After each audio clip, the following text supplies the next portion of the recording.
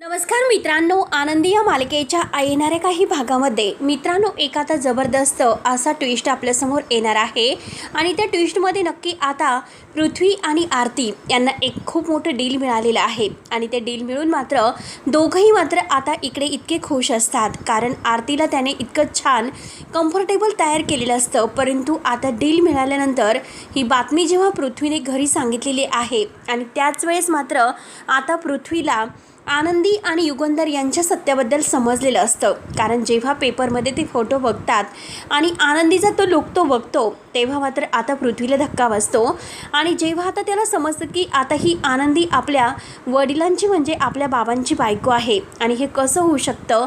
आता हे सगळं काही समजल्यानंतर पृथ्वी रागाच्या भरात मात्र आता इकडे यायला निघलेला आहे, परंतु रागाच्या भरात आता पृथ्वीचा एक खूप मोठा अपघात होतो आणि त्याचा ॲक्सिडेंट झाल्यानंतर मात्र आता त्याला रक्त देण्यासाठी आनंदी कसे पुढे धावून येते हे मात्र आपण या व्हिडिओमध्ये बघणार आहोत. त्यासाठी मित्रांनो व्हिडिओ शेवटपर्यंत नक्की बघत राहा आणि जर तुम्ही आपल्या चॅनलवर नवीन असाल तर चॅनलला सबस्क्राईब करण्यासाठी मात्र विसरू नका.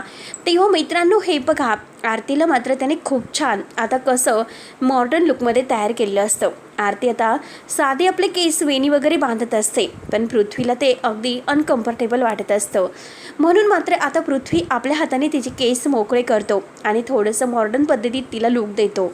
तेव्हा आरती खूप छान आता पृथ्वीकडे बघत असते. तिला खूप छान वाटतं कारण आता पृथ्वी आपल्याला इतकं छान तयार करतो. तेव्हा दोघे एकमेकांकडे पाहतच असतात. डोळ्यामध्ये दोघांच्या मनामध्ये एक वेगळीच भावना निर्माण होते. पण जेव्हा आता पृथ्वी क्लायंटसोबत मीटिंगला येत आहे आणि त्यांच्यासमोर आता आरतीनं इतकं छान एक्सप्लेशन केलेलं आहे, प्रोजेक्टबद्दल आता इतकी छान माहिती दिलेली आहे, मितालीला देता येणार नाही तितकी छान माहिती मात्र आरतीने दिलेली आहे. म्हणून मात्र आता पृथ्वी इतका खुश असतो आणि तो इतकं मोठं डील मिळालेलं आहे म्हणून खूप आनंदाच्या भरामध्ये आरतीला खूप आता मिठ्या मारतो आणि तिला उचलूनसुद्धा घेतो.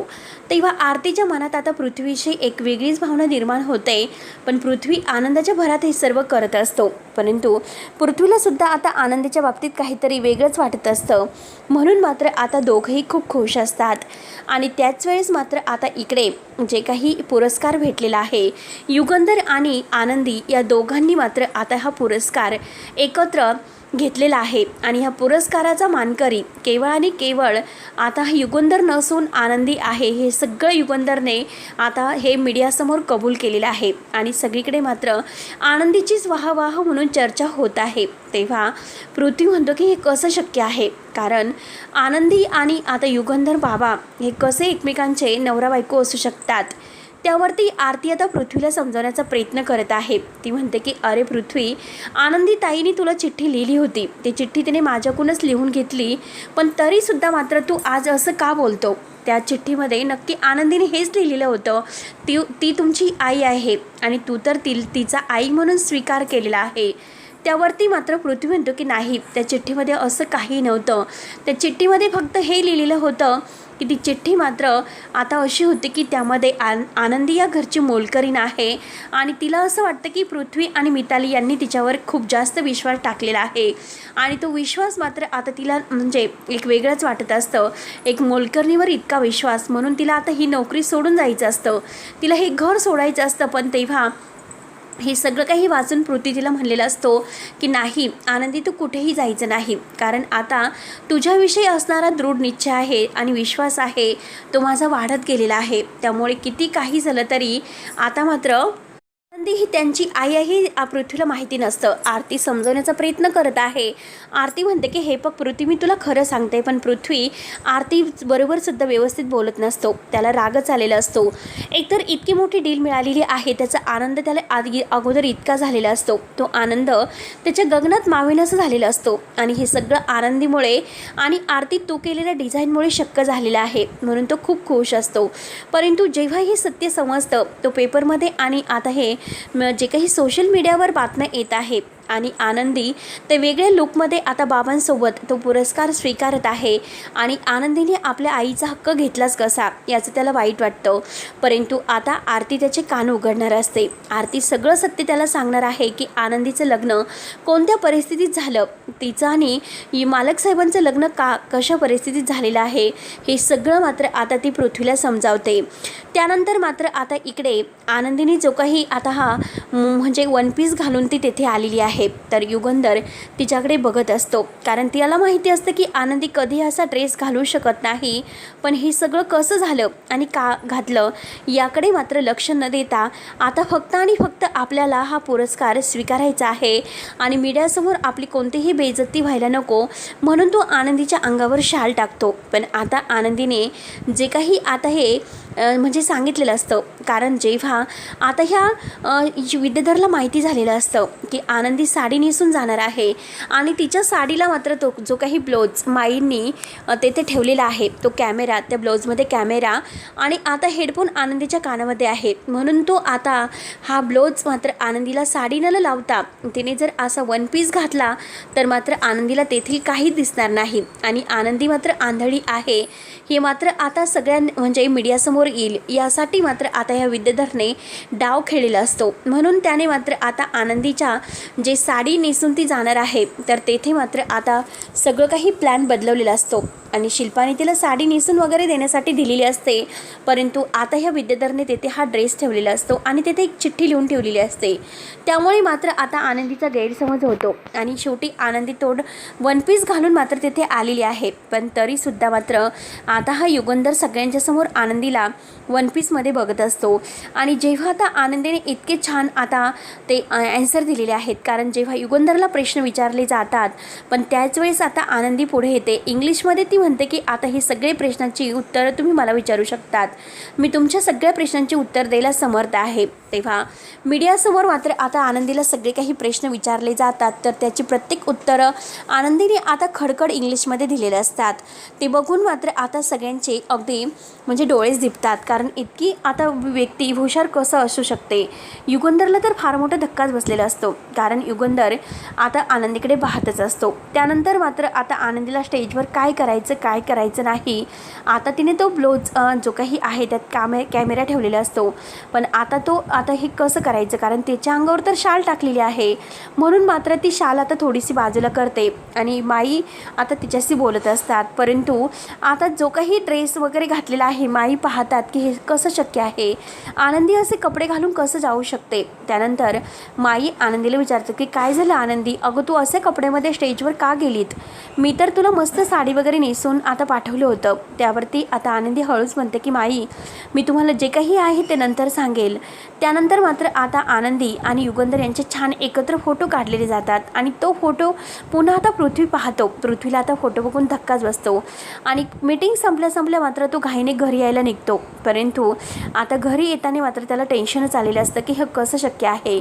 तो मात्र आनंदीला आपल्या आईची जागा घेऊन द्यायची नाही. आनंदीला काय करायचं कारण पृथ्वीला आता आनंदीचा राग येतो. परंतु आता लवकरच आता त्याचं जे काही एक सत्य म्हणजे तो ज्या संकटात येत आहे त्या संकटातून आनंदी त्याला बाहेर काढते आणि तेव्हा तो आनंदीचा आई म्हणून स्वीकार करतो. कारण त्या अगोदर मात्र आनंदीला त्याने एक मैत्रीण मानलेली असते. पण जेव्हा आता ह्या पृथ्वीला खूप टेन्शन आलेलं असतं आणि पृथ्वी टेन्शनमध्येच आता गाडी चालवत असतो.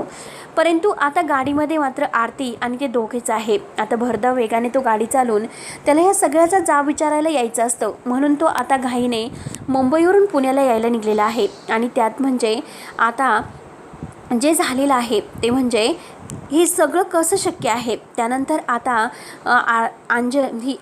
आनंदी आहे आनंदी मात्र आता जेव्हा घरी येते घरी आल्यानंतर आनंदीला मात्र आता सगळेजण म्हणजे तिचं कौतुक करत असतात की आनंदी तू इतकं सगळं मॅनेज कसं केलं. आता ड्रेस वगैरे सगळं काही तेव्हा आनंदी घडलेला सर्व काही प्रकार सांगतच असते. आनंदीला काय करावं तेच काही कळत नसतं. परंतु जेव्हा ती पृथ्वीला फोन करून बघते तर पृथ्वी तिच्यावर रागवलेला असतो. तिचा फोन तो कट करतो. आनंदीला टेन्शन आलेलं असतं की आता पृथ्वीने फोन का कट केला असेल, काय झालं असेल पृथ्वीला. आता तर पृथ्वी माझ्याबरोबर इतका छान बोलत होता, त्याने माझा आई म्हणून स्वीकार केलेला आहे, पण आज मात्र नक्की त्याला काय झालं. तेव्हा आता पृथ्वीचा फोन म्हणजे आनंदीचा फोन आता पृथ्वी कट करतोय. परंतु जेव्हा आता आरती त्याला समजावत असते तर पृथ्वी जोरात ओरडतो आणि त्या क्षणी आता भरधाव वेगाने एक टेम्पो समोरून येत असतो आणि त्या टेम्पोची धडक आता ह्या पृथ्वीच्या गाडीला लागते. आता आरती बॅक साईडला पडलेली असते, तिच्या हाताला थोडंसं खरचटलेलं असतं, परंतु पृथ्वीच्या डोक्याला जबर मार लागलेला असतो आणि त्याचं रक्तही खूप वाया गेलेलं आहे. त्यामुळे मात्र आता काय करावं काही समजत नसतं. जेव्हा आता आरतीच्या हाताला खरचटलेलं असतं आणि ती थोडीसे डोळे मिटून आता शुद्धीवर नसते, पण जेव्हा तिला शुद्ध येते तेव्हा ती घाईने उठते आणि पृथ्वीला उठवण्याचा प्रयत्न करते. त्यावेळेस आजूबाजूला कोणीही नसतं. आरती सगळ्यांना हेल्प करा म्हणून म्हणत असते, पण आजूबाजूला कोणी नसल्यामुळे कुणापर्यंत आवाज जात नसतात. तेव्हा आता आरतीला काय करावं तेच काही कळत नसतं. एकतर पृथ्वीच्या डोक्यातून रक्त वाहत आहे. ऐन वेळेस मात्र आता आरतीला आता गाडी तर काही अजूनपर्यंत येत नसते, परंतु आता तिला असं वाटतं की काही झालं तरी पृथ्वीला हॉस्पिटलमध्ये न्यावंच लागेल. म्हणून ती आनंदीला फोन करते. आनंदीला म्हणते की हे बघ आनंदीताई, तू लवकरात लवकर हॉस्पिटलला ये, कारण पृथ्वीचा अपघात झालेला आहे. मला पण लागलेलं आहे थोडं, पण पृथ्वीला जास्तच रक्त वाया गेलेलं आहे, त्याला जखम झालेली आहे डोक्याला. तर आनंदीला तर हे ऐकून धक्काच बसलेला असतो. आनंदी म्हणते की काय बोलते आरतीताई तू. तेव्हा आरती म्हणते की हो आनंदीताई, मी एकदम बरोबरला बोलत आहे, तू लवकरात लवकर इकडे ये. तेव्हा आनंदीला हे ऐकून धक्का बसतो. आनंदी घाईने आता हॉस्पिटलला आलेली असते आणि तेथे युगंधरसुद्धा तिच्यासोबत आलेला आहे. पण जेव्हा आता युगंधर पृथ्वीची ती अवस्था पाहतो तेव्हा त्याच्या डोळ्यात पाणी येते आणि त्याला मात्र आता शेवटचे जे काही आता हे पृथ्वीने त्याच्यासोबत घालवलेले एकत्र क्षण आहे तर ते क्षण आठवतात. तेव्हा पृथ्वी आता आपल्या बाबांशी इतकं छान वागायला लागलेलं असतो, ते फोटो एकत्र असतात. पण जेव्हा आता त्याला रडू येत असतं तर डॉक्टर बाहेर येतात. डॉक्टर म्हणतात की पेशंटची अवस्था क्रिटिकल आहे, काही झालं तरी आपल्याला रक्ताची तातडीने गरज आहे, त्यांना रक्त द्यावं लागेल. तेव्हा लगेच आता पृथ्वीचा जो काही रक्तगट आहे तर डॉक्टर सांगतात की आता ह्या रक्तगटाचे जे काही रक्त आहे तर ते येथे उपलब्ध नाही, त्यामुळे घाईघाईत मात्र आपल्याला रक्त शोधावं लागेल. तर आता लगेच युगंधर म्हणतो की काही करा, परंतु आता माझ्या पृथ्वीला रक्त द्या आणि त्याला जीवनदान द्या. आणि त्याच वेळेस आता आनंदी पुढे येते. आनंदी म्हणते की हे रक्तगट तर माझं आहे, मी पृथ्वीला रक्त द्यायला तयार आहे. म्हणून आता आनंदी पृथ्वीला रक्त द्यायला तयार होते. शेवटी आता पृथ्वीला रक्त दिल्यानंतर पृथ्वी शुद्धीवर येत असतो, हळूहळू त्याची प्रकृती सुधारते आणि त्याच वेळेस आता आनंदी पुढे येते. आनंदी म्हणते की काय झालं पृथ्वी, तुला कसं वाटतं. तेव्हा आता पृथ्वी रागाने पाहत असतो. पण त्याच वेळेस आता युगंधर म्हणतो की पृथ्वी, आज जर तुला आनंदीने रक्त दिलं नसतं तर तुझं काय झालं असतं. आनंदीमुळे तुझा आज जीव वाचला. तर हे ऐकल्यानंतर आता पृथ्वीला धक्काच बसतो. पृथ्वी म्हणतो की हे कसं शक्य आहे, आनंदी खरंच तू म्हणजे माझा जीव वाचवला तर. तेव्हा आनंदी म्हणते की हो पृथ्वी, तू लवकरात लवकर बरा हो, आपल्याला मात्र आता खूप काही करायचं आहे. तेव्हा आता पृथ्वीला समजतं की आनंदीने रक्त दिलेलं आहे.